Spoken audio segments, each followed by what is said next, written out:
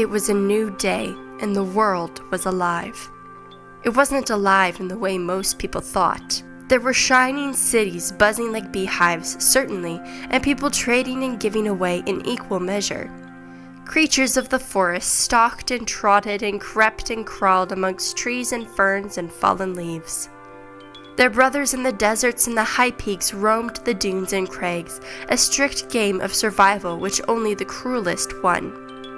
Rulers of the sky streaked through sunlight and rain like untethered flames, feathered beasts playing in the currents the wind wove, hunting each other, keeping the balance of predator and prey. The sea's inhabitants were reversed, yet so similar, riding the invisible avenues of the great oceans and dwelling deep in the farthest, darkest crevices of the water-carven seafloor.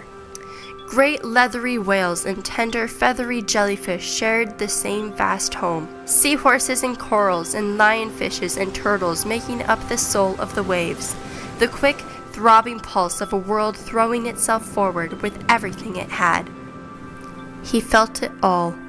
Everything no one else paid attention to, the simple things that went unnoticed until they were gone.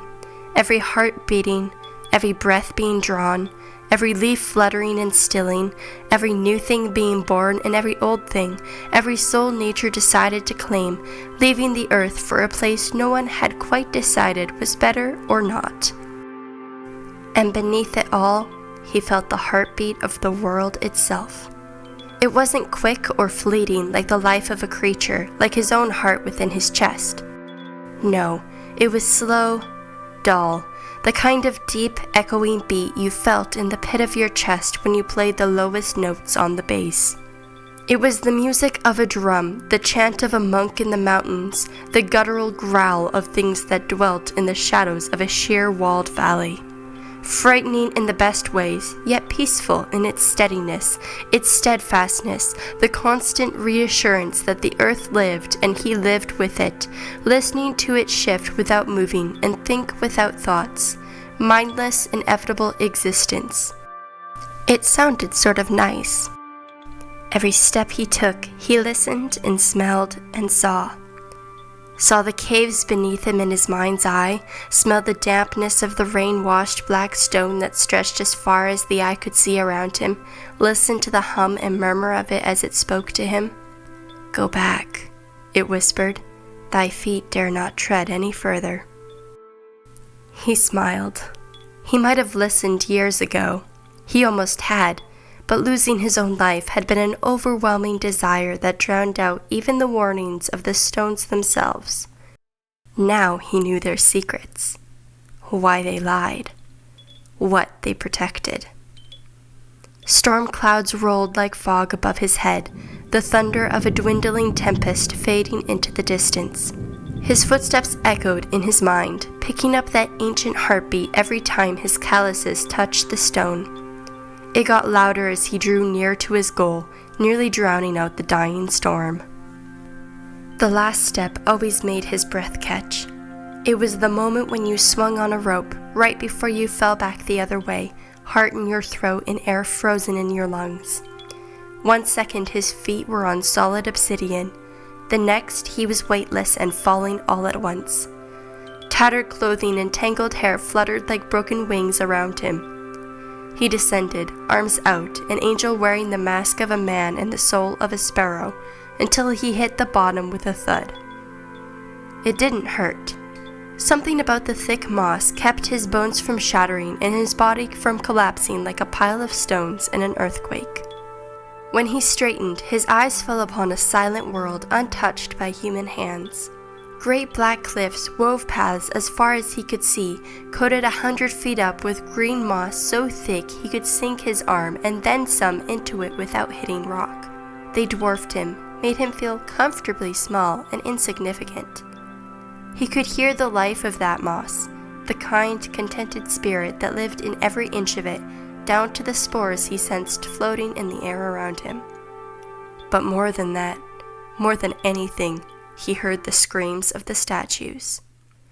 They were a different sort of stone than the cliffs, some smoky crystal that came in a variety of earthy reds, and everything, even the moss, gave them wide berth in the hall they lined.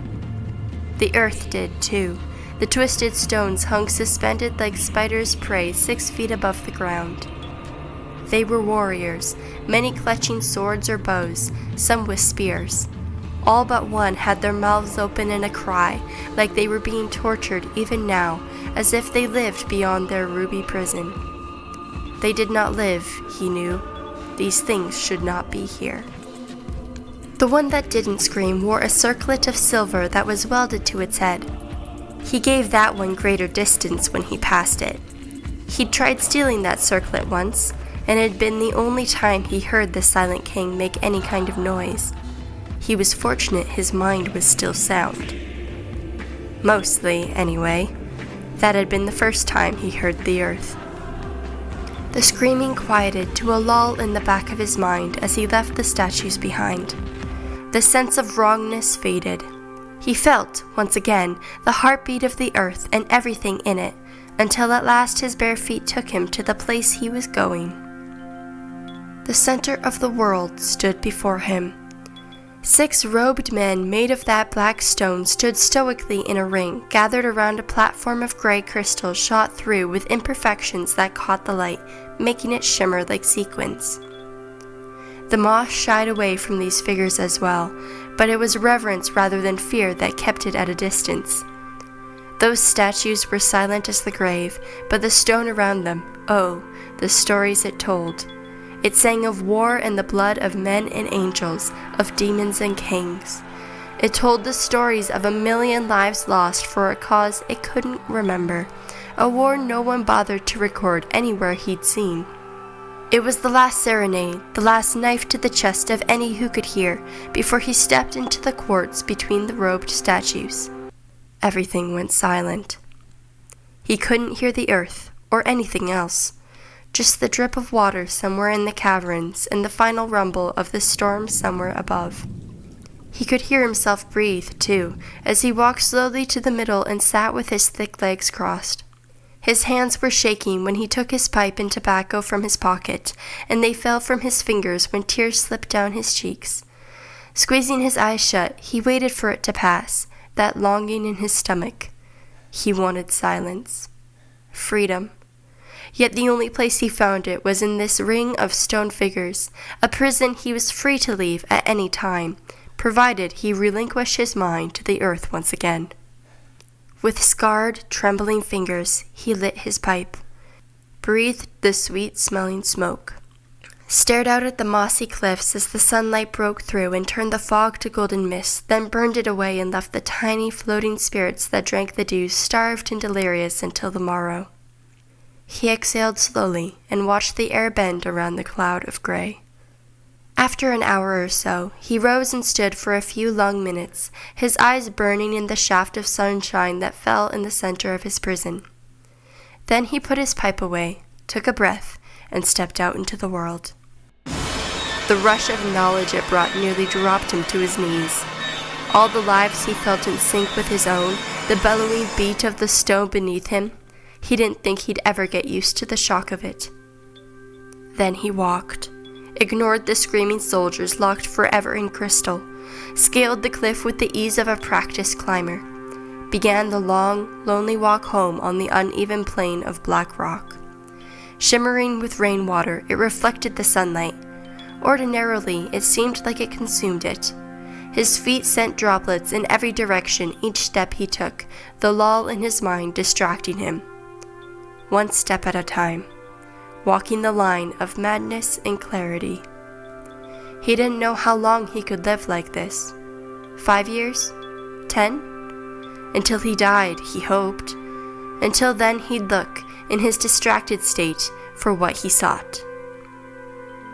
Freedom.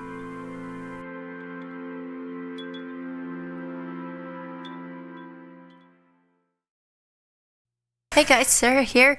I'm just testing out this new recording system. I actually used to record these Wattpad readings on my camera and then I just took the audio. But now I have a whole nice setup here thanks to my dad. Yeah, it's pretty great. So I'm still trying to, figure things out. So I hope that you guys enjoyed this. If you did, give it a thumbs up. If you're new here, click subscribe. I've got a lot of awesome plans for this channel, so be sure to stick around. Anyway, yeah, I hope you guys enjoyed this. Hopefully, as time goes on, as I continue to do these, I will get even better at them. If you want to be a part of Wattpad Readings, the link is in the description. Just fill out that form and I will get back to you on that. So yeah, thanks for watching this video, or I guess listening to it, and I'll see you guys next time.